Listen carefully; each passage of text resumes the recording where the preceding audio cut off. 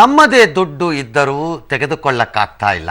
ನಮ್ಮದೇ ದುಡ್ಡಿದ್ದರೂ ಕ್ಯೂನಲ್ಲಿ ನಿಲ್ಲಬೇಕಾದ ಸ್ಥಿತಿ. ಆದರೂ ತೆಗೆದುಕೊಂಡಿರುವ ನಿರ್ಧಾರವನ್ನು ಬೆಂಬಲಿಸುತ್ತಿರುವ ಸಮಸ್ತ ಕರ್ನಾಟಕ ಅಥವಾ ಭಾರತೀಯ ಜನರೇ ನನ್ನ ಪ್ರಕಾರ ಈಗ ಕಳೆದ 20 ದಿನದಿಂದ ಹೀರೋಗಳು. They are the true public heroes. ಆದರೆ ನಮ್ಮ ನಿಜ ಅರ್ಥದ ಪಬ್ಲಿಕ್ ಹೀರೋನ ಕೊನೆಯಲ್ಲಿ ತೆಗೆದುಕೊಂಡು ಬರ್ತೀವಿ. ಇವತ್ತಿನ ಕಥೆಯನ್ನು ಮುಂದುವರಿಸೋಣ. ಕಪ್ಪು ಹಣ ಘೋಷಣೆಗೆ ಕೊನೆಯ ಅವಕಾಶ ಕೊಟ್ಟು 50% 85% ತೆರಿಗೆ ಹಾಗೂ ದಂಡ ವಿಧಿಸುವ ಆದಾಯ ತೆರಿಗೆ ತಿದ್ದುಪಡಿಗೆ ಕೇಂದ್ರ ಸರ್ಕಾರ ಅನುಮೋದನೆಯನ್ನು ಪಡೆದುಕೊಂಡಿದೆ. ಪ್ರತಿಪಕ್ಷಗಳ ಹೋರಾಟ ಕೋಲಾಹಲದ ನಡುವೆಯೂ ಲೋಕಸಭೆಯಲ್ಲಿ ನಿನ್ನೆ ಮಂಡಿಸಲಾಗಿದ್ದ ಹಣಕಾಸು ಮಸೂದೆ ರೂಪದ ಆದಾಯ ತೆರಿಗೆ 2016 ಮಸೂದೆ ಅಂಗೀಕಾರವಾಯಿತು. ಇದಕ್ಕೂ ಮುನ್ನ ಪ್ರಧಾನಿ ಕ್ಷಮೆ ಹಾಗೂ ಜೆಪಿಸಿ ತನಿಖೆ ಪಟ್ಟು ಹಿಡಿದ ಪ್ರತಿಪಕ್ಷಗಳು ಸಂಸತ್ ಉಭಯ ಸದನಗಳಲ್ಲೂ ಇವತ್ತು ಕೋಲಾಹಲವನ್ನು ಸೃಷ್ಟಿಸಿದವು. ನೋಟು ನಿಷೇಧದಿಂದ 70 ಹೆಣಗಳು ಬಿದ್ದಿವೆ, 1000ಕ್ಕೂ ಹೆಚ್ಚು ಜನ ಗಾಯಗೊಂಡಿದ್ದಾರೆ. ಇಷ್ಟಾದರೂ ಪ್ರಧಾನಿ ಚರ್ಚೆಗೆ ಬರದೇ ಇರುವುದು ದುರಂತವೇ ಸರಿ ಎಂದು ಮಲ್ಲಿಕಾರ್ಜುನ ಖರ್ಗೆ ಕಿಡಿಕಾರದರು. ರಾಜ್ಯಸಭೆಯಲ್ಲಂತೂ ಪಿಎಂ ಬರಲೇಬೇಕು ಅಂತ ಸದನದ ಬಾವಿಗಿಳಿದು ಪ್ರತಿಪಕ್ಷ ಸದಸ್ಯರು ಪ್ರತಿಭಟನೆ ಮಾಡಿದರು. ಕೆಲ ಪಕ್ಷದ ನಾಯಕರು ಸೀಟಿನ ಮೇಲೆಯೇ ನಿಂತು ಬಿಟ್ಟರು. ಈ ವೇಳೆ ಆಕ್ರೋಶ ದಿವಸನ್ನು ಜನರೇ ನಿರಾಕರಿಸಿದ್ದಾರೆ. ಇದನ್ನು ಯಾಕೆ ವಿಪಕ್ಷಗಳು ಅರ್ಥ ಮಾಡಿಕೊಳ್ತಿಲ್ಲ ಅಂತ ವೆಂಕಯ್ಯ ನಾಯ್ಡು ಸಿಟ್ಟಾದರು. ಸರ್, ಒಂದು ಕಡೆ ಈ ನೋಟ್ ಬ್ಯಾನ್ ವಿಚಾರದಲ್ಲಿ ಸಂಸತ್ನಲ್ಲಿ ಮಾತಾಡಲ್ಲ ಅಂತಾರೆ. ಇವತ್ತು ಆದಾಯ ತೆರಿಗೆ ತಿದ್ದುಪಡಿ ವಿಚಾರದಲ್ಲಿ ಇವರು ಮಾತುಕತೆಗೆ ರೆಡಿ ಇಲ್ಲ, ಚರ್ಚೆಗೆ ರೆಡಿ ಇಲ್ಲ. ಮತ್ತೆ ನಾಳೆ ಅದ್ ಹೆಂಗ್ ತಿದ್ದುಪಡಿ ಮಾಡಿದ್ರಿ ಅಂತ ಕೇಳ್ತಾರೆ. ಚರ್ಚೆ ಇಲ್ದಿದ್ರೆ ಹೀಗೆ ಸಾಧಕ ಬಾಧಕ ಸದನಗಳು ತಮ್ಮ ಗಾಂಭೀರ್ಯತೆಯನ್ನು ಕಳೆದುಕೊಳ್ಳುತ್ತಾ ಇರುವಂತಹ ಗುಣಲಕ್ಷಣಗಳ ಮುಂದುವರಿದ ಭಾಗ. ಪ್ರಧಾನಮಂತ್ರಿ ಇವತ್ತಿಗೂ ಸಂಸತ್ತಿನಲ್ಲಿ ಭಾಷಣವನ್ನು ಒಂದು ಓಪನಿಂಗ್ ರಿಮಾರ್ಕ್ ಆಫ್ 2 minutes ಎದ್ದು ನಿಂತುಕೊಂಡು ಅದೇನು ನಾನು ಮಾತಾಡಬೇಕು ಅಂತ ಬಯಸ್ತಾ ಇದ್ದೀರಿ ಭಾಳ, ಬಟ್ ನಾನು ಏನು ಮಾತಾಡಬೇಕು, ನಾನು ಹೇಳೋದನ್ನೆಲ್ಲ ಹೇಳಿಬಿಟ್ಟಿದ್ದೀನಿ, ಈಗ ನೀವು ಮಾತಾಡೋದನ್ನು ಕೇಳಬೇಕು, ಶುರು ಮಾಡಿ ಚರ್ಚೆನ.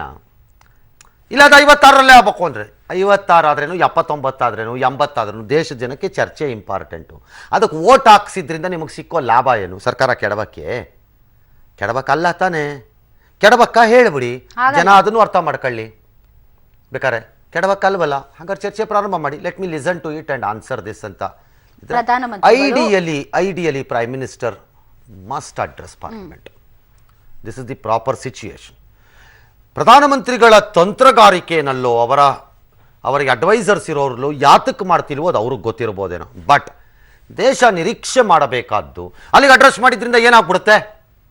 ಏನು ದೇಶ ಎಲ್ಲ ಚೇಂಜ್ ಆಗ್ಬಿಡುತ್ತಾ, ಇದಾಗ್ಬಿಡುತ್ತಾ? ಅಲ್ಲ. ಪ್ರಜಾಪ್ರಭುತ್ವ ವ್ಯವಸ್ಥೆಯಲ್ಲಿ ಎರಡೂ ಸದನಗಳನ್ನು ನೀವು ಸೃಷ್ಟಿ ಮಾಡಿಕೊಂಡಿರೋ ಸದನಗಳಿಗೆ ಸಿಗಬೇಕಾದ ಮರ್ಯಾದೆ ಮತ್ತು ಗೌರವವನ್ನು ನಾವು ಕೊಟ್ಟು ಬಿಡಬೇಕು. ಆ ಸದನಗಳಿಗೆ ಅದನ್ನು ಪಡೆದುಕೊಳ್ಳುವ ಯೋಗ್ಯತೆ ಇದೆಯೋ ಇಲ್ವೋ ನನಗಿನ್ನೂ ಗೊತ್ತಿಲ್ಲ. ಇಲ್ಲ ಅಂತ ಹೇಳ್ತೀನಿ ಭಾಳ ಸರಿ. ನಾನು ಅಂದ್ರೆ ಪ್ರಧಾನಮಂತ್ರಿಗಳು ಮಾತಾಡಬಾರ್ದು ಅಲ್ಲ, ಆದರೆ ಪ್ರಧಾನಮಂತ್ರಿಗಳು ನನ್ನ ಘನತೆಯನ್ನು ಎತ್ತಿ ಹಿಡಿಯಲು ಮಾತನಾಡಬೇಕು. ಈ ಸದನದಲ್ಲಿ ಕುಳಿತಿರುವವರ ಘನತೆಯನ್ನು ಎತ್ತಿ ಹಿಡಿಯಕ್ಕಲ್ಲ. ಅದರಲ್ಲಿ ಬಹಳಷ್ಟು ಜನ ಅಯೋಗ್ಯರಾಗಿರಬಹುದು, ಅವ್ರಿಗೆ ಆ ಘನತೆ ಇಲ್ಲ. ಯಾಕಂದರೆ ಸದನದಲ್ಲಿ ನಡೆದುಕೊಳ್ಳಬಹುದಾದ ರೀತಿ ರಿವಾಜುಗಳನ್ನು ಪಾಲನೆ ಮಾಡದಿದ್ದವರು ಸದನದ ಘನತೆ ಮತ್ತು ಗೌರವದ ಪ್ರಶ್ನೆಯನ್ನ ಎತ್ತಬಾರದು. ಆದ್ರೆ ನಾನು ನನ್ನ ಪ್ರತಿನಿಧಿಯಾಗಿ ಕಳಿಸಿದ್ದಕ್ಕೆ ಮನೆಯಲ್ಲಿ ಟಾಯ್ಲೆಟ್ ಇದ್ರೂ ಬಹಿರ್ದೆಸೆಗೆ ಚಂಬಿಡ್ಕೊಂಡು ಆಚೆ ಹೋಗೋನು ಸ್ವಚ್ಛ ಭಾರತದ ಬಗ್ಗೆ ಮಾತನಾಡಬಾರದು. ಬಹಳ ಸರಳವಾದ ಎಕ್ಸಾಂಪಲ್. ಮನೆಯಲ್ಲಿ ಟಾಯ್ಲೆಟ್ ಇದೆ, ಶೌಚಾಲಯ ಇದೆ, ಆದರೆ ಚಂಬಿಡ್ಕೊಂಡು ಬಯಲಿಗೆ ಹೋಗೋವನವನು ಅವನು ಬಂದು ದೇಶ ಸ್ವಚ್ಛವಾಗಬೇಕು, ನೀವು ಶೌಚಾಲಯ ಕಟ್ಟಬೇಕು ಅಂತ ಭಾಷಣ ಮಾಡೋ ಹಂಗಿಲ್ಲ ಅವನು. ಸೇಮ್ ಸದನವನ್ನು ಅಸಹ್ಯಗೊಳಿಸಿರುವ ಮಂದಿ, ಪ್ರಜಾಪ್ರಭುತ್ವದಲ್ಲಿ ಸದನಗಳಿಗೆ ಇದ್ದಂತಹ ಗೌರವವನ್ನು ಹಾಳು ಮಾಡಿಬಿಟ್ಟಿರುವಂತಹ ಜನ ಸದನದ ಘನತೆ ಮತ್ತು ಗೌರವಗಳ ಬಗ್ಗೆ ಮಾತನಾಡಕ್ಕೆ ಹಕ್ಕಿಲ್ಲ. ಯಾವ ಪಕ್ಷದವರಾದರೂ ಅಷ್ಟೇ, ಇಲ್ಲಿ BJPಯವರಾದರೂ ಅಷ್ಟೇ, ಅಲ್ಲಿ ಕಾಂಗ್ರೆಸ್ನವರಾದರೂ ಅಷ್ಟೇ, ಅಲ್ಲಿ ಇನ್ನೊಬ್ಬರಾದರೂ ಅಷ್ಟೇ. ಆದರೆ ಪ್ರಧಾನಮಂತ್ರಿಗಳ ಕುರ್ಚಿಯ ಘನತೆ ಮತ್ತು ಈ ಪ್ರಧಾನಿ ತಮ್ಮ ಘನತೆ ಎತ್ತಿಕೊಳ್ಳಲು ದೇಶವನ್ನು ಉದ್ದೇಶಿಸಿ ಪಾರ್ಲಿಮೆಂಟ್ನಲ್ಲಿ ಮಾತನಾಡೋದು ಸೂಕ್ತವೂ ಸರಿಯೂ ಹೌದು. ಯಾವ ಅನುಮಾನನೂ ಬೇಡ. ಎಸ್, ಚರ್ಚೆ ಅದಾಗಲ್ಲ, ಹೋಗಲ್ಲ, ಅದು ಪೊಲಿಟಿಸೈಸ್ ಆಗೋಗಿದೆ. ಅದನ್ನೇ ಹೇಳ್ತಾರೆ, ನೀವ್ ಹೆಂಗ್ರಿ ತಂದ್ರಿ? ಈಗ ಇದೆಲ್ಲ ರಾಜಕೀಯಗೊಂಡ ಮೇಲೆ ಏನು ಹೇಳ್ಕೊಂಡ್ರು ಅದು ಇನ್ನೊಂದು ರಾಜಕೀಯ ಅಷ್ಟೇ, ಜನಕ್ಕೆ ಹೋಗುತ್ತದು. ನೋಟು ನಿಷೇಧ ಬಿಜೆಪಿ ಆದರೆ 50% 85% ಏನಿವತ್ತು ತಂದಿದ್ದಾರೆ, ಮಗದೊಂದು ಹೊಡೆತ ಅದು ಅಂತ ಕಾಣುತ್ತೆ. ಬಹುಶಃ ನಿಮ್ಮ ಮನೆಯಲ್ಲಿ ಈಗ 10 ಲಕ್ಷ ರೂಪಾಯಿ ಏನಾದರೂ ದುಡ್ಡಿದ್ದರೆ ಅಪ್ಪಿ ಸಕ್ರಮವಲ್ಲ, ಅಕ್ರಮವಾಗಿ ಇದ್ದರೆ, ಲೆಕ್ಕದಲ್ಲಿ ಅಲ್ಲದೇ ಇದ್ದರೆ, ಸುಮ್ಮನೆ 10 ಲಕ್ಷ ಅಂತ ಎಕ್ಸಾಂಪಲ್ಗೆ ಉದಾಹರಣೆಗೆ ಕೊಡ್ತಾ ಇದ್ದೀನಿ. ಈ 10 ಲಕ್ಷ ರೂಪಾಯಿಗಳನ್ನು ನಾಳೆ ಬೆಳಿಗ್ಗೆ ನೀವು ತೆಗೆದುಕೊಂಡು ಹೋಗಿ ಬ್ಯಾಂಕಿನಲ್ಲಿ ಡೆಪಾಸಿಟ್ ಮಾಡಬಹುದು ಹೇಳ್ತಾ ಇದ್ದೀನಿ. ಮಾಡಿದರೆ ಎಲ್ಲಿಂದ ಬಂತು ಈ ಹಣ ಎಂದು ಕೇಳುವುದಿಲ್ಲವಂತೆ, ಕೇಳಲ್ಲ. ಆದರೆ ನೀವು ಠೇವಣಿಯಾಗಿ ಅಕ್ರಮವಾಗಿ ಸಂಪಾದನೆ ಮಾಡಿರುವ 10 ಲಕ್ಷ ರೂಪಾಯಿ ತೆಗೆದುಕೊಂಡು ಬ್ಯಾಂಕ್ಗೆ ಹೋದರೆ 5 ಲಕ್ಷ ರೂಪಾಯಿಗಳನ್ನ ತೆರಿಗೆ ರೂಪದಲ್ಲಿ ಮುರಿದುಕೊಳ್ಳುತ್ತಾರೆ. 5 ಲಕ್ಷವನ್ನ. ಇನ್ನು 5 ಲಕ್ಷ ರೂಪಾಯಿಯ ಒಳಗಡೆ 2.5 ಲಕ್ಷ ರೂಪಾಯಿಗಳನ್ನು ಪ್ರಧಾನಮಂತ್ರಿ ಆವಾಸ್ ಯೋಜನಾನೋ ನಿವಾಸ್ ಯೋಜನಾನೋ ಇದು ಯಾವುದೋ ಒಂದು ಯೋಜನಾ ಅಕೌಂಟ್ ಒಳಕ್ಕೆ ಹಾಕಿಸಿ ಬಿಡುತ್ತಾರೆ ಠೇವಣಿಯಾಗಿ.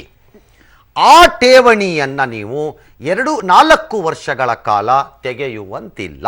ಆ ಠೇವಣಿ ಸರ್ ಫುಲ್ ಪ್ರಾಬ್ಲಮ್ ಆಗ್ಬಿಟ್ಟಿದೆ, ಸ್ವಲ್ಪ ಡೆಪಾಸಿಟ್ ವಾಪಸ್ ಕೊಟ್ಬಿಡಿ ಅಂತ ತಗೊಳ್ಳೋ ಹಾಗಿಲ್ಲ. ಮತ್ತು 4 ವರ್ಷದ ನಂತರ ಹಣವನ್ನು ಹಿಂದಕ್ಕೆ ಪಡೆದಾಗ ಆ ಠೇವಣಿಗೆ 1/4 ಆಣಿ ಬಡ್ಡಿಯನ್ನು ಕೊಡುವುದಿಲ್ಲ. ಇದು ನೀವು ಅನುಭವಿಸಬೇಕಾದ ಶಿಕ್ಷೆ. ಇನ್ನು 2.5 ಲಕ್ಷ ಉಳಿದಿರುವ 2.5 ಲಕ್ಷ ರೂಪಾಯಿಯನ್ನು ಮರ್ಯಾದೆಯಿಂದ ನಿಯತ್ತಿನಿಂದ ರಾಜಮಾರ್ಗದಲ್ಲಿ ತೆಗೆದುಕೊಂಡು ತಲೆ ಎತ್ತಿಕೊಂಡು ಟವಲ್ ಹಾಕಿಕೊಳ್ಳದೆ ಬೇಕಾದರೆ ತೀರ್ಥಯಾತ್ರೆಗೆ ಹೋಗಬಹುದು ತಗೊಂಡು. That is the rule. ನಾವು ಒಂದು ವೇಳೆ ನೀವು ಡಿಕ್ಲೇರ್ ಮಾಡದಿದ್ದರೆ 10 ಲಕ್ಷ ನಮ್ಮ ಮನೇಲಿದೆ, ಆದರೆ ಆ 10 ಲಕ್ಷ ರೂಪಾಯಿ ನೋಡಬಿಡ ಅದು ಏನು ಮಾಡ್ಕೊತಾನೆ ಮಾಡ್ಕೊಳ್ಳಿ ಬಿಡ, ನಾನು ನೋಡಬಿಡ್ತೀನಿ ಇದನ್ನೆಲ್ಲ ಅಂತಂದ್ಬಿಟ್ಟು ಏನಾದ್ರು ಇಟ್ಕೊಂಡ್ರೆ ಸಿಕ್ಕಾಕೊಂಡ್ರೆ 85% 10 ಲಕ್ಷ ರೂಪಾಯಿಲಿ 8.5 ಲಕ್ಷ ರೂಪಾಯಿನ ತೆರಿಗೆಯಾಗಿ ಮುರಿದಾಕ್ತಾರೆ. Plus there is a possibility, chances ಇದೆ, ದಾರಿ ಇದೆ, ಅದು ಕ್ರಿಮಿನಲ್ ಪ್ರೊಸೀಡಿಂಗ್ಸು ಸ್ಟಾರ್ಟ್ ಆಗ್ಬೋದು. ಹಾಗಾಗಿ ಈಗ ಆಯ್ಕೆಯನ್ನು ನೀವು ಮಾಡ್ಕೊಳ್ಳಿ. ಅಕ್ರಮ ಸಂಪತ್ತನ್ನು ಮನೆಯಲ್ಲಿಟ್ಟುಕೊಂಡು ಅದ್ಯಾರೋ 20% ಕೊಟ್ಟರೆ ಚೇಂಜ್ ಮಾಡಿಕೊಡ್ತಾರಂತೆ, ಅವನು ಯಾರೋ 30% ಕೊಟ್ಟರೆ ಚೇಂಜ್ ಮಾಡಿಕೊಡ್ತಾನಂತೆ, ಅದನ್ನು 10% ಕೊಟ್ಟರೆ ಚೇಂಜ್ ಮಾಡಿಕೊಡ್ತಾನಂತೆ. ಇದನ್ನು ಮಾಡಿ ಮಗದೊಮ್ಮೆ ನಿದ್ದೆ ಕಳ್ಕೋತೀರೋ ಮತ್ತೆ ಬ್ಲ್ಯಾಕ್ ಆಗಿ ವಾಪಸ್ ಬರುತ್ತಲ್ಲ ನಿಮಗೆ. 30%ಗೆ ಯಾವನ ಕಚಡ ಫೆಲೋ ಚೇಂಜ್ ಮಾಡ್ಕೊಡ್ತೀವಿ ಅಂತಲೇ ಇಟ್ಕೊಳ್ಳಿಪ್ಪ ಉದಾಹರಣೆಗೆ, ಅಥವಾ ಏನೋ ಅನಿವಾರ್ಯ ಕಾರಣಕ್ಕೆ ನೀವು ಮಾಡಿಸ್ಕೊಂಡಿದ್ದೀರಿ ಅಂತಲೇ ಇಟ್ಕೊಳ್ಳೋಣ. 70% ನೀವು ಬ್ಲ್ಯಾಕ್ ತಂದಾಗ ಮತ್ತೆ ತಲೆನೋವು ಇದೆ ತಾನೇ ನಿಮಗೆ, ಮತ್ತೆ ನಿದ್ದೆ ಬರಲ್ವಲ್ಲ ರಾತ್ರಿ ಹೊತ್ತಲ್ಲಿ, ಅದು ಮಾಡಬೇಕಾ?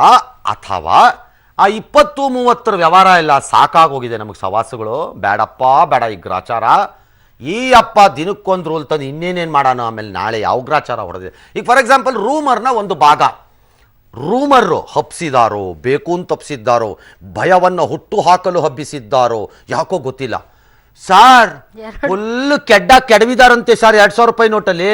ಅದಕ್ಕೆ ಬಿಟ್ಟಿರೋದು ಫಸ್ಟ್ ಅದಕ್ಕೆ ಅಂತೆ ಸರ್ ಅದನ್ನು ಬಿಟ್ಟಿದ್ದು. ಅವ್ರು ಬುದ್ಧಿವಂತ ಸರ್, ಅವ್ರು ನೀವೇನೇ ಹೇಳಿ ಸರ್, ಕಷ್ಟ ಆಗ್ತಿತ್ತು. 500 ಬಿಟ್ರೆ ಎತ್ತಿಟ್ಕೊಂಡ್ಬಿಡ್ತಾರೆ ಸರ್.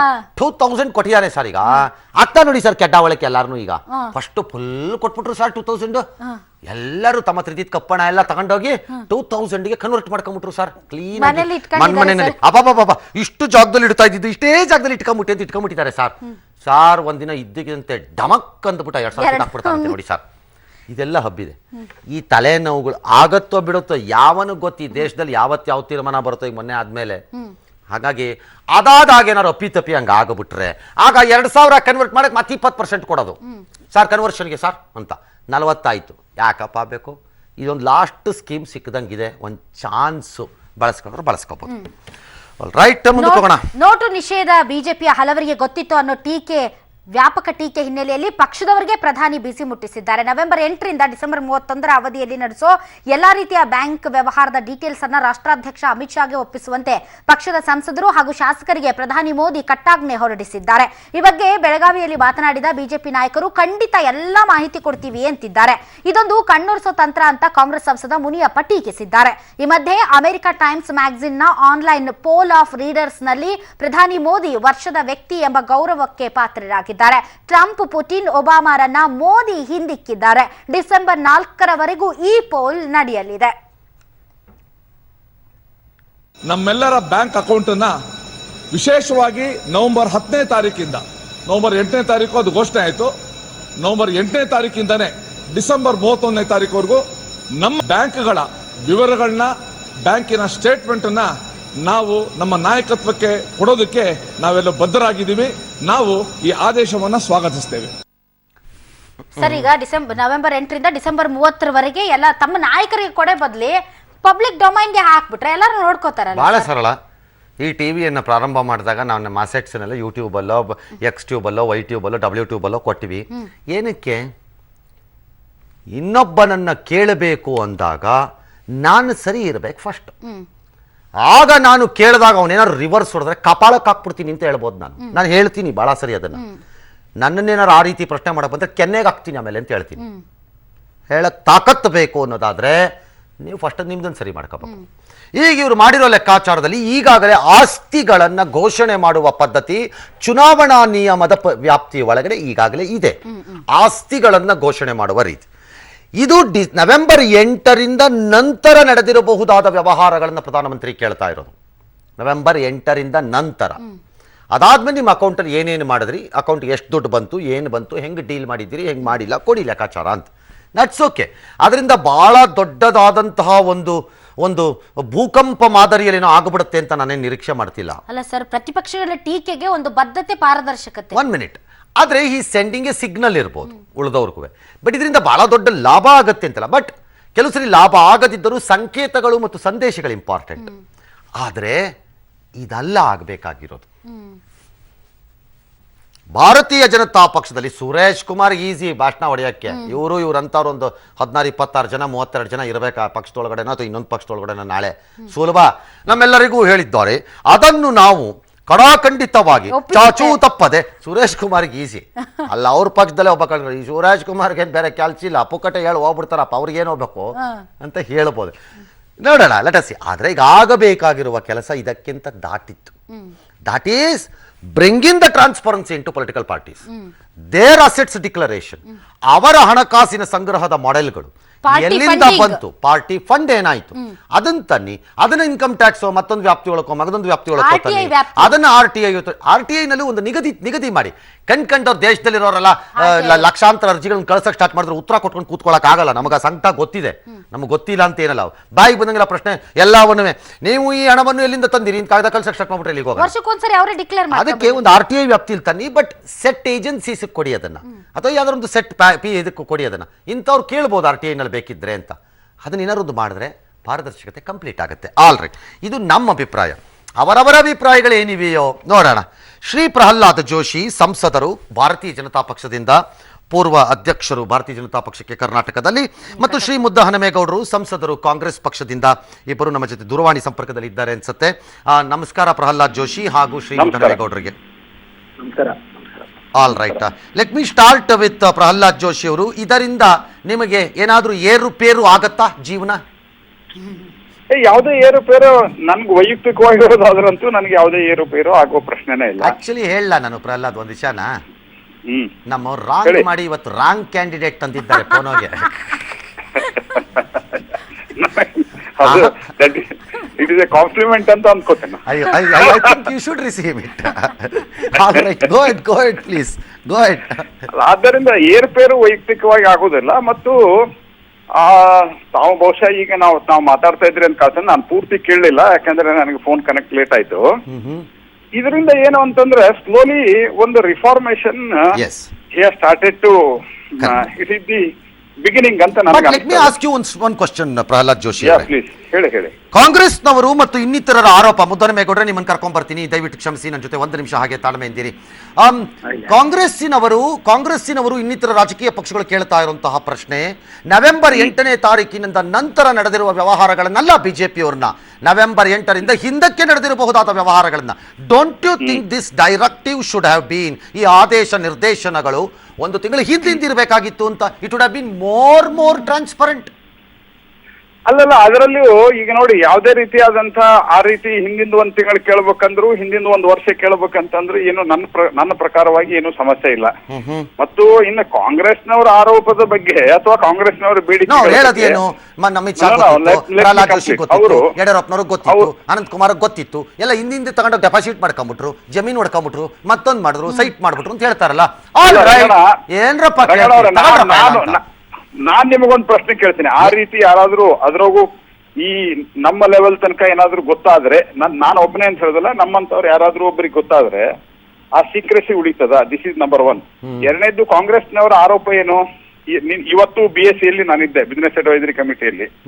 ಯಾಕೆ ಪ್ರಧಾನಮಂತ್ರಿಗಳು ಥ್ರೂ ಔಟ್ ದಿ ಎಲ್ಲಾ ಪೂರ್ತಿಯಾಗಿ ಎಲ್ಲರ ಭಾಷಣವನ್ನು ಅವ್ರು ಕೂತ್ಕೊಂಡು ಕೇಳಬೇಕು ಅಂತ ಅವ್ರು ಬೇಡಿಕೆ ಇಟ್ರು. ಯಾಕೆ ಅಂತ ಕೇಳಿದಾಗ ಅವ್ರು ಹೇಳಿದ್ರು, ಯಾರಿಗೂ ಹಣಕಾಸು ಸಚಿವರಿಗೂ ಇದು ಗೊತ್ತಿರಲಿಲ್ಲ, ಹಾಗಾಗಿ ಪ್ರಧಾನಮಂತ್ರಿಗಳು ಕೂಡಬೇಕು, ಯಾಕಂದ್ರೆ ಅವರೇ ಡಿಸಿಷನ್ ತಗೊಂಡು ಅವರೇ ಉತ್ತರ ಕೊಡಬೇಕು ಅಂತ. ಇನ್ನೊಂದ್ ಕಡೆ ಹೇಳ್ತಾರೆ, ಬಿಜೆಪಿ ಅವರಿಗೆ ಯಡಿಯೂರಪ್ಪ ಅವ್ರಿಗೆ ಗೊತ್ತಿತ್ತು, ಅನಂತ್ ಕುಮಾರ್ ಅವ್ರಿಗೆ ಗೊತ್ತಿತ್ತು, ಪ್ರಹ್ಲಾದ್ ಜೋಶಿಗೆ ಗೊತ್ತಿತ್ತು ಅಂತ ಮಾತಾಡ್ತಾರೆ.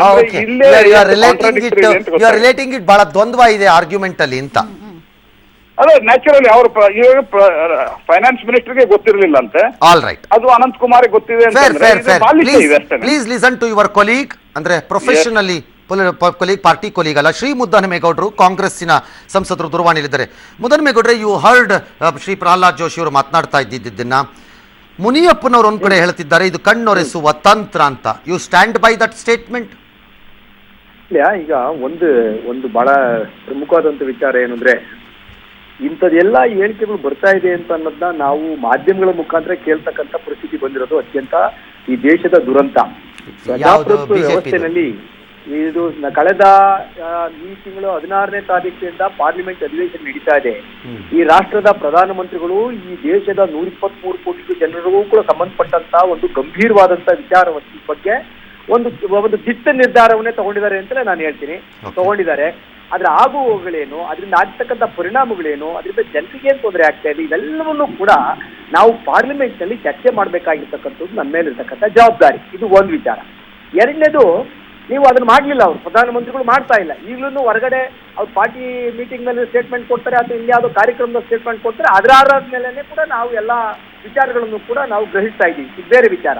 ಆದ್ರೆ ನೀವು ಇವತ್ತಿನ ಪ್ರಸ್ತುತ ವಿಚಾರ ಏನ್ ಹೇಳ್ತಾ ಇದ್ರಿ, ಇವತ್ತು ಈ ಪಾರ್ಲಿಮೆಂಟ್ ಸದಸ್ಯರು ಮತ್ತೆ ಅಸೆಂಬ್ಲಿ ಮೆಂಬರ್ಗಳಿಗೆ ಡಿಸೆಂಬರ್ 31ರವರೆಗೆ ನೀವು ನಿಮ್ಮ ಸ್ಟೇಟ್ಮೆಂಟ್ಗಳು ಕೊಡಿ ಅಂತ ಅನ್ನೋದ್ರಲ್ಲಿ ಯಾವುದೇ ಅದರಲ್ಲಿ ಏನಂತ ದೊಡ್ಡ ಒಂದು ತೀರ್ಮಾನ ಅಂತ ನನಗೆ ಕಾಣಿಸ್ತಾ ಇಲ್ಲ. ಯಾಕೆಂದ್ರೆ ಈಗಿರ್ತಕ್ಕಂಥ ಗಂಭೀರವಾದ ಏನು ಅಂದ್ರೆ, ಇದ್ರ ಹಿಂದೆ ಇದೆಯಲ್ಲ, ಈ ಅಕ್ಟೋಬರ್ ತಿಂಗಳಲ್ಲಿ ಇದ್ದಕ್ಕಿದಂಗೆನೆ ಡೆಪಾಸಿಟ್ಸ್ ಬಹಳಷ್ಟು ಮೇಲ್ಕೊಟ್ಟೋಯ್ತು. 4 ಲಕ್ಷ ಕೋಟಿಗೂ ಹೆಚ್ಚು ಅಥವಾ ಅದೇನೋ ಫಿಗರ್ಸ್ ಕೊಡ್ತಾರೆ. ಆದ್ರೆ ಒಂದು ಸತ್ಯ ಏನಿದೆ ಅಂದ್ರೆ, ಈ ಪ್ರಿಸೀಡಿಂಗ್ ಮಂತ್ ಇದೆಯಲ್ಲ, ನಾವು ಅಕ್ಟೋಬರ್ ತಿಂಗಳಿನಲ್ಲಿ ಇದ್ದಕ್ಕಿದ್ದಂತೆ ಅದಕ್ಕೆ ಹಿಂದಿನ ಒಂದು ತಿಂಗಳು ಕಂಪೇರ್ ಮಾಡಿದ್ರೆ ಡೆಪಾಸಿಟ್ಸ್ ಈ ದೇಶ ಎಲ್ಲ ಕಡೆನೂ ಕೂಡ ಜಾಸ್ತಿ ಆಗಿದೆ ಅಂತ ಅನ್ನೋ ಒಂದು ಸತ್ಯನ ನಾವೆಲ್ಲರೂ ಕೂಡ ಒಪ್ಕೋಬೇಕಾಗ್ತದೆ. ಅದಕ್ಕೆ ನಂದೇನಿದೆ ಅಂದ್ರೆ, ಪಾರ್ಲಿಮೆಂಟ್ ಮೆಂಬರ್ಸ್ಗಳು, ಅಸೆಂಬ್ಲಿ ಮೆಂಬರ್ಸ್ಗಳು ಅವರೆಲ್ಲರೂ ಕೂಡ ಈಗ ಫಾರ್ ಎಕ್ಸಾಂಪಲ್ ಲೋಕಸಭಾ ವೆಬ್ಸೈಟ್ಗೆ ಹೋಗ್ಬಿಟ್ರೆ ನಾನು ಏನೇ ಡಿಕ್ಲರೇಷನ್ ಕೊಟ್ಟಿದ್ದೀನಿ, ಚುನಾವಣಾ ಆಯೋಗಕ್ಕೆ ಡಿಕ್ಲರೇಷನ್ ಕೊಟ್ಟಿದ್ದೀನಿ. ಆಸ್ತಿ ಅಲ್ಲ ಮುದ್ದನ್ಮೇಗೌಡ್ರೆ, ಇದು ಮುದ್ದನ್ಮೇಗೌಡ್ರೆ ಪ್ಲೀಸ್ ಮುದ್ದನ್ಮೇಗೌಡ್ರೆ, ಇದು ಆಸ್ತಿಯ ಡಿಕ್ಲರೇಷನ್ ಅಲ್ಲ ಅವ್ರು ಕೇಳ್ತಾ ಇರೋದು. ಅದು ಚುನಾವಣಾ ಇದರಲ್ಲಿ ಇದೆ. ಅದು ಈಗಾಗಲೇ ನಮಗೆ ಸಮಸ್ಯೆ ಅಲ್ಲ. ಅವ್ರು ಹೇಳ್ತಿರೋದು ನವೆಂಬರ್ 8ರ ಘೋಷಣೆಯ ನಂತರದ ಬ್ಯಾಂಕ್ ವ್ಯವಹಾರಗಳು ಅಂತ ಕೇಳ್ತಿದ್ದಾರೆ. ಇದು ದೊಡ್ಡದಲ್ಲದೆ ಇರ್ಬೋದು, ಐ ಅಗ್ರಿ ವಿತ್ ಯು.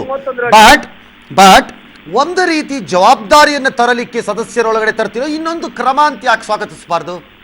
ಅಲ್ಲ, ನಾನು ಒಂದು ಹೇಳ್ತೀನಿ, ಅಲ್ಲಲ್ಲ, ಅದು ಅವ್ರ ಪಕ್ಷಕ್ಕೆ ಬಿಟ್ಟಿದಂತ ವಿಚಾರ. ಈಗ ನಾವು we are accountable to the people, we are answerable to the people. ಅದನ್ನ ನಾವೆಲ್ಲರೂ ಕೂಡ ಜನಪ್ರತಿನಿಧಿಗಳಾಗುವಂತರು ಚುನಾವಣೆ ಸ್ಪರ್ಧೆ ಮಾಡ್ತಕ್ಕಂಥ ಅದೆಲ್ಲನೂ ಒಪ್ಕೊಳ್ಳಬೇಕು. ಅದನ್ನ ನಾವು ಚುನಾವಣೆ ಮುಂಚೆ ಏನು ನಾವು ಡಿಕ್ಲೇರ್ ಮಾಡ್ತೀವಿ ಚುನಾವಣಾ ಆಯೋಗಕ್ಕೆ, ಮತ್ತೆ ಎಲೆಕ್ಷನ್ ಆದ್ಮೇಲೂ ಕೂಡ ಲೋಕಸಭೆನಲ್ಲೂ ಕೂಡ ಡಿಕ್ಲೇರ್ ಮಾಡ್ತೀವಿ. ಪ್ರತಿ ವರ್ಷನೂ ಕೂಡ ನಮ್ಮ ಬ್ಯಾಂಕ್ ಸ್ಟೇಟ್ಮೆಂಟು ಕೊಡ್ಬೇಕು. ನಾವು ನಮ್ಮ ಬ್ಯಾಂಕಿನ ಬ್ಯಾಲೆನ್ಸ್ ಏನಿದೆ, ನಾವು ಎಷ್ಟಿದೆ ಅದನ್ನು ಕೂಡ ಕೊಡ್ಬೇಕಾಗ್ತದೆ. ಹಾಗಾಗಿ ನಾನೇನ್ ಹೇಳ್ತೀನಿ ಅಂದ್ರೆ, ಇದನ್ನೇ ಕೆಲಸನ ನರೇಂದ್ರ ಮೋದಿ ಅವರು ಈ ಹಿಂದಿನ ತಿಂಗಳಿನಲ್ಲಿ 2 ತಿಂಗಳಲ್ಲಿ ಇದ್ದಕ್ಕಿದಂಗೆನೆ ಏನು ಡೆಪಾಸಿಟ್ಸ್ ಆಗಿದೆ, ಯಾರೇ ಆಗಿರ್ಲಿ, ಯಾವ ಪಕ್ಷದವರಾಗಿರ್ಲಿ, ಯಾರಾಗಿರ್ಲಿ, ಯಾವ ಬಿಸ್ನೆಸ್ ಮಾಡ್ತಾ ಇರಲಿ, ಈ ಡೆಪಾಸಿಟ್ಸ್ಗಳು ಏನೇನಾಗಿದೆ ಎಲ್ಲದರ ಬಗ್ಗೆ ಸಮಗ್ರವಾದಂತ ತನಿಖೆಗೆ ಒಂದು ಆದೇಶ.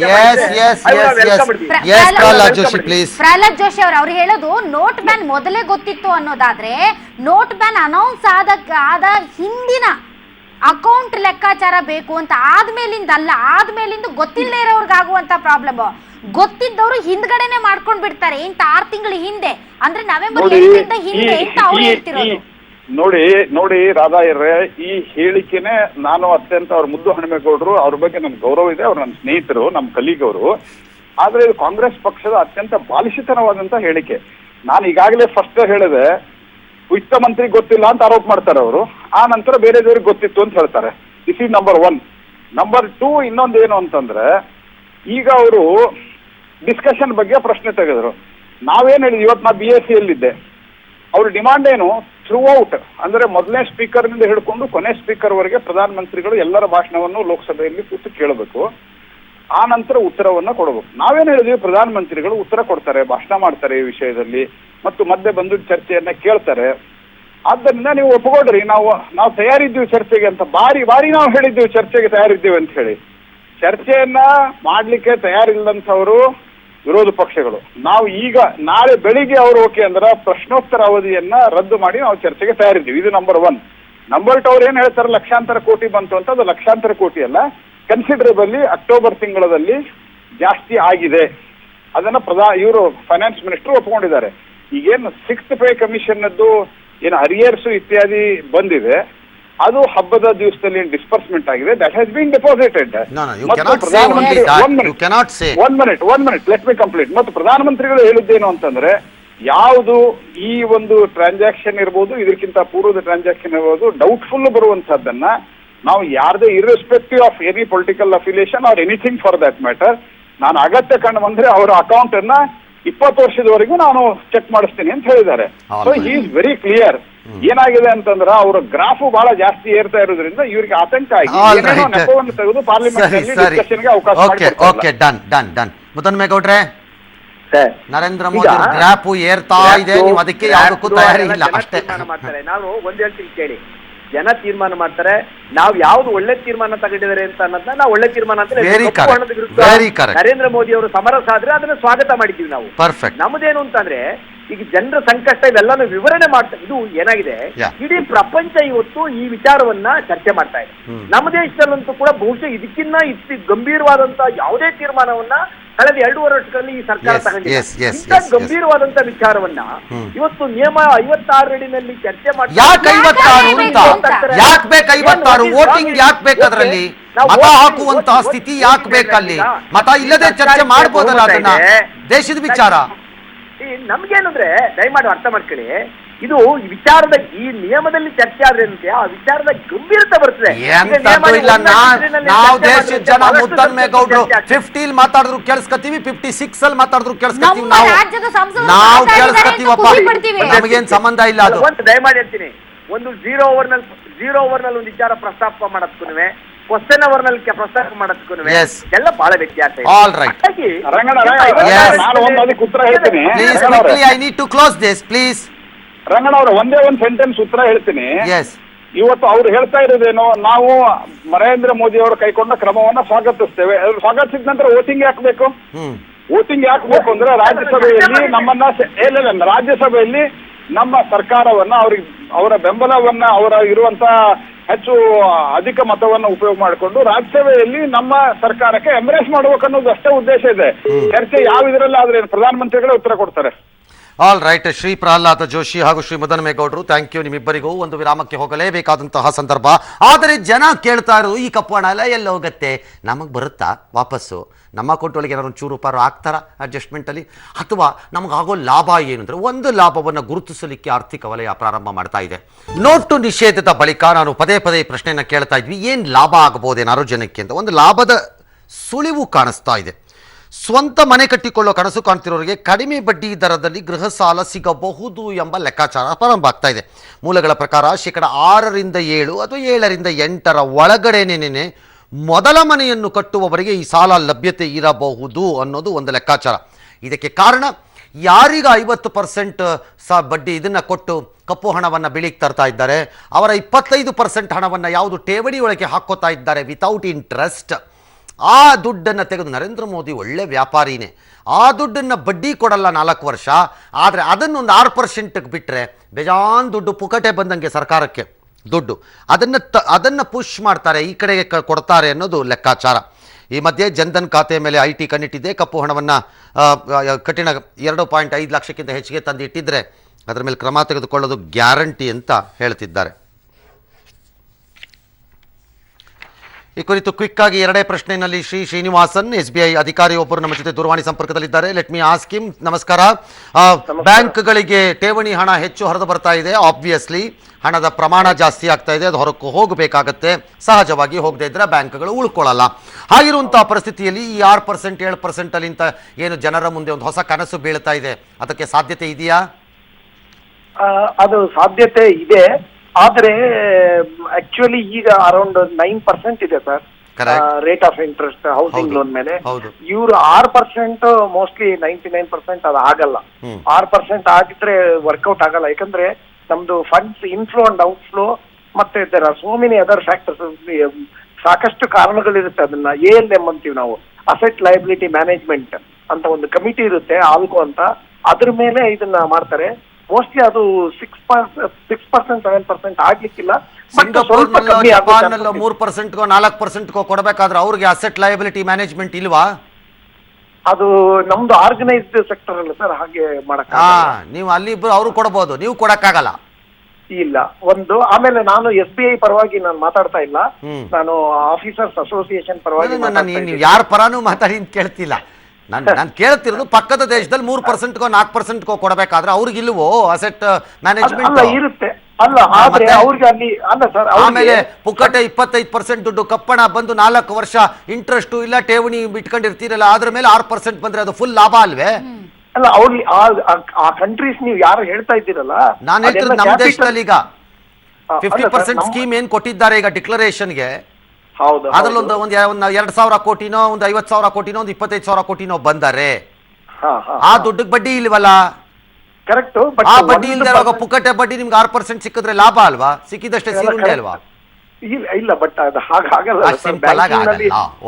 There are so many priority sector lending guidelines ಇದೆ, Reserve Bank of India directed lendings ಇದೆ. ಆಲ್ರೆಡಿ 40% ನಾವು ಕನ್ಸೆಷನಲ್ ರೇಟ್ ಆಫ್ ಇಂಟ್ರೆಸ್ಟ್ ಕೊಡ್ತಾ ಇದೀವಿ. ಸರಿ, ಈಗ ನಮ್ಗೆ ಆಗೋ ಲಾಭ ಏನ್ ಕ್ವಿಕ್ ಆಗಿ ಹೇಳ್ಬಿಡಿ. ಏನು ಮ್ಯಾಕ್ಸಿಮಮ್ 1% ಕಮ್ಮಿ ಆಗಬಹುದು sir over A period of time. ಬರೀ ಅದೊಂದೇ ಆಗುತ್ತೆ. ನೋಟ್ ಬ್ಯಾನ್ ನಿಂದ 1% ಸಿಕ್ಕತ್ತಾ ನಮಗೆ? ಮೋಸ್ಟ್ಲಿ ಅಲ್ಲ ಸರ್, ಈಗಿರೋ ಎಕ್ಸಿಸ್ಟಿಂಗ್ ರೇಟ್ ಆಫ್ ಇಂಟ್ರೆಸ್ಟ್ ಕಿಂತ 1% ಕಮ್ಮಿ ಆಗೋ ಚಾನ್ಸಸ್ ಇರುತ್ತೆ ಅಷ್ಟೇನೆ. All right, thank you. ತಕ್ಷಣಕ್ಕೆ ಯಾರು ಕನಸನ್ನ ಕಟ್ಟಬೇಡಿ. ಖಾಲಿ ಸೈಟ್ ಇದ್ದರೆ ಈಗಲೇ ಪ್ಲಾನ್ ಮಾಡಿ ಅಪ್ರೂವ್ ಮಾಡ್ಕೊಂಡು ರೆಡಿ ಆಗಿ ಬಿಡಬೇಡಿ. ಸ್ವಲ್ಪ ದಿನ ಕಾದು ನೋಡಿ. All right. ಹಳೆ ನೋಟು ನಿಷೇಧಿಸಿ 20 ದಿನ ಆದ್ರೂ ನೋಟಿನ ಸಮಸ್ಯೆ ಇತ್ಯರ್ಥ ಆಗ್ತಾ ಇಲ್ಲ. ನಾಳೆ ಬಹುತೇಕ ಎಲ್ರಿಗೂ ಸಂಬಳ ದಿನ. ಇದರಿಂದ ಎಲ್ಲರಲ್ಲೂ ಒಂದು ರೀತಿ ತಳಮಳ ಶುರುವಾಗಿದೆ. ಅದರಲ್ಲೂ ಈ ಬಾರಿ ಸಂಬಳವನ್ನ ಕ್ಯಾಶ್ ರೂಪದಲ್ಲೇ ಕೊಡಿ ಅಂತ ಕೇಳ್ಕೊಂಡಿದ್ದ ರಾಜ್ಯ ಸರ್ಕಾರಿ ನೌಕರರ ಬೇಡಿಕೆಯನ್ನ ಸರ್ಕಾರ ಪರಿಗಣಿಸಿಲ್ಲ. ಹೀಗಾಗಿ ಎಂದಿನಂತೆ ಸಂಬಳ ಕೈ ಸೇರುತ್ತೆ. ಇನ್ನು ರಾಜಧಾನಿ ಬೆಂಗಳೂರು ಸೇರಿದಂತೆ ರಾಜ್ಯದ ಬಹುತೇಕ ಎಟಿಎಂಗಳಲ್ಲಿ ನೋ ಕ್ಯಾಶ್ ಅನ್ನೋ ಬೋರ್ಡ್ಗಳು ಮಾಮೂಲಿಯಾಗಿವೆ. ಬ್ಯಾಂಕ್ಗಳಲ್ಲಿ ಕ್ಯೂ ಹೆಚ್ಚಾಗ್ತಾ ಇದೆ. ಗ್ರಾಮೀಣ ಪ್ರದೇಶದ ಪರಿಸ್ಥಿತಿ ಬಿಗಡಾಯಿಸ್ತಾ ಇದೆ. ವಿಶ್ವದ ಪ್ರಭಾವಿ ಮಹಿಳೆ ಎನಿಸಿಕೊಂಡಿರೋ ಸಾಲುಮರದ ತಿಮ್ಮಕ್ಕ ನೆಲಮಂಗಲದಲ್ಲಿ ಹಣಕ್ಕಾಗಿ 1 ಗಂಟೆಗೂ ಹೆಚ್ಚು ಕಾಲ ನಿಂತು ಹೈರಾಣ ಆದ್ರು. ಕಲಬುರಗಿಯ ಸಿಂಡಿಕೇಟ್ ಬ್ಯಾಂಕ್ನಲ್ಲಿ ಹಣ ಇಲ್ಲ ಅಂತ ಹೇಳಿದಕ್ಕೆ ಗ್ರಾಹಕರು ಆಕ್ರೋಶ ವ್ಯಕ್ತಪಡಿಸಿದ್ರು. ಈ ಎಲ್ಲಾ ಸಮಸ್ಯೆಗಳ ಮಧ್ಯೆ 2,000 ರೂಪಾಯಿ ನೋಟು ಮಾತ್ರ ಪ್ರಿಂಟ್ ಮಾಡ್ತಾ ಇದ್ದ ಮೈಸೂರಿನ RBI ಮುದ್ರಣಾಲಯದಲ್ಲಿ ಈಗ 500, 100, 50 ರೂಪಾಯಿ ಮತ್ತು 10 ರೂಪಾಯಿಗಳ ಪ್ರಿಂಟ್ ಕಾರ್ಯ ಭರದಿಂದ ಸಾಗಿದೆ. ಇನ್ನು ನೋಟ್ ಬ್ಯಾನ್ ಆದ ಬಳಿಕ ನವೆಂಬರ್ 27ರವರೆಗೆ ಬರೋಬ್ಬರಿ 8,11,033 ಕೋಟಿ ರೂಪಾಯಿ ಜಮೆಯಾಗಿದೆ. 60% ನಿಷೇಧಿತ ನೋಟುಗಳೇ ಡೆಪಾಸಿಟ್ ಆಗಿವೆ ಅಂತ RBI ಹೇಳಿದೆ. ಬಡವ್ರಿಗೆ ಒಂಥರ ಇರೋರ್ಗೆ ಒಂಥರ ಅಂತ ಒಳಗೊಳಗೆ ಲಂಚ ತಗೊಂಡು ನೀವು ಬಡವ್ರಿಗೆ 2,000 ಕೊಟ್ಟರೆ ನಮ್ಮ ಹೆಣ್ಮಕ್ಳನ್ನ ಎಲ್ಲಿ ಕಳಿಸ್ಬೇಕು? 15 ದಿವಸ ಆಯ್ತು ಮಗಳ ಮದ್ವೆ ಆಗಿ ಅವ್ರನ್ನ ಕಳಿಸ್ಬೇಕು ಊರುಗಳಿಗೆ. ನಾವು ಕಷ್ಟಪಟ್ಟಿರೋ ದುಡ್ಡು ಕೊಡ್ರಿ, ಅವ್ರ ಅಪ್ಪನ ಮನೆ ದುಡ್ಡು ನಾವು ಕೇಳ್ತಾ ಇಲ್ಲ. ಅಮೌಂಟ್ ಬರ್ತಾ ಇದೆ, ಬಟ್ ಇಲ್ಲಿ ಸ್ವಲ್ಪ ಅವ್ಯವಹಾರ ನಡೀತಾ ಇದೆ. ದಯವಿಟ್ಟು ಅದನ್ನ ಬಂದು ತಡೆ ಇಡಬೇಕಂತ ನಾನು ಕೇಳ್ತಾ ಇದ್ದೀನಿ. ವಯಸ್ಸಾದ್ರೆ ಅವ್ರಿಗೂ ಸಹ ರೆಸ್ಪಾನ್ಸ್ ಕೊಡ್ದಂಗೆ ಅವರು ಅಮೌಂಟ್ ತಗೊಂಡೋಗಿಲ್ಲ, ಕೊನೆಗೆ ವೆಯ್ಟ್ ಮಾಡಿ ಹೋಗಿದ್ದಾರೆ, ಅವರು ವಾಪಸ್ ಹೋಗಿದ್ದಾರೆ. All right. ನಾಳೆಯಿಂದ ನಿಜವಾದ ಸಮಸ್ಯೆಗಳು ಪ್ರಾರಂಭ ಆಗುತ್ತೆ. ನವೆಂಬರ್ 8ರಿಂದ ಇಲ್ಲಿಯವರೆಗೆ ತಡ್ಕೊಂಡ್ಬಂದಿದ್ದು ಬೇರೆ ರೀತಿ. ಕಾರಣ ಆ ತಿಂಗಳು ಸಂಬಳ ಬಂದಾಗೋಗಿತ್ತು, ಒಳಕ್ಕೆ ಜನ ಮ್ಯಾನೇಜ್ ಮಾಡಿಕೊಂಡ್ರು. ಮತ್ತು ತಿಂಗಳ ಮಧ್ಯಭಾಗದಲ್ಲಿ ದುಡ್ಡು ಸಿಕ್ಕದೇ ಇದ್ದಾಗಲೂ ಕೂಡಿಟ್ಟ ಹಣದಲ್ಲಿ ಹೆಂಗೆಂಗೋ ಮ್ಯಾನೇಜ್ ಮಾಡ್ಕೊಂಡು ಮುಂದಕ್ಕೆ ಹೋಗಿದ್ದಾರೆ. ಆದರೆ 1ನೇ ತಾರೀಕಿಂದ ನಾಳೆ ಸಂಬಳ ಸ್ಟಾರ್ಟ್ ಆಗುತ್ತೆ. ರಾಜ್ಯ ಸರ್ಕಾರಿ ನೌಕರರಿಗೆ ಕೂಡ ಎಂದಿನಂತೆ ಹೆಂಗೆ ಸಂಬಳ ಹೋಗ್ತಿತ್ತೋ ಬ್ಯಾಂಕ್ಗೆ ಆಟೋಮ್ಯಾಟಿಕ್ಕಾಗಿ ಹಾಗೆ ಹೋಗುತ್ತೆ. ಹಾಗಾಗಿ ಅವ್ರಿಗೂ ಕ್ಯಾಶ್ ಇರಲ್ಲ. ಹಾಗಾಗಿ ಗೊಂದಲಗಳ ಬಹುಶಃ ಪರಿಸ್ಥಿತಿಗಳು ಬಿಗಡಾಯಿಸತ್ತೆ, ಅನ್ಲೆಸ್ ಕ್ಯಾಶನ್ನು ಕ್ವಿಕ್ಕಾಗಿ ಮೂಮೆಂಟನ್ನು ಒಳಕ್ಕೆ ತರಕ್ಕಾಗದೇ ಇದ್ದರೆ. ಐ ಥಿಂಕ್ ನಾಳೆಯಿಂದ ಅಗ್ನಿ ಪರೀಕ್ಷೆ ಸ್ಟಾರ್ಟ್ ಇಲ್ಲಿಯವರೆಗೆ ಆಗಿದ್ದಲ್ಲ ಅಂತ ಅನಿಸುತ್ತೆ. ಬಿಕಾಸ್ ತಿಂಗಳ ಮೊದಲ ವಾರ ಭಾಳ ಕ್ರಿಟಿಕಲ್ಲು, ಭಾಳ ಇಂಪಾರ್ಟೆಂಟು. ಜನರ ಜೀವನದ ಏರುಪೇರಾಗಬೇಕಾದಂಥ ಪರಿಸ್ಥಿತಿ.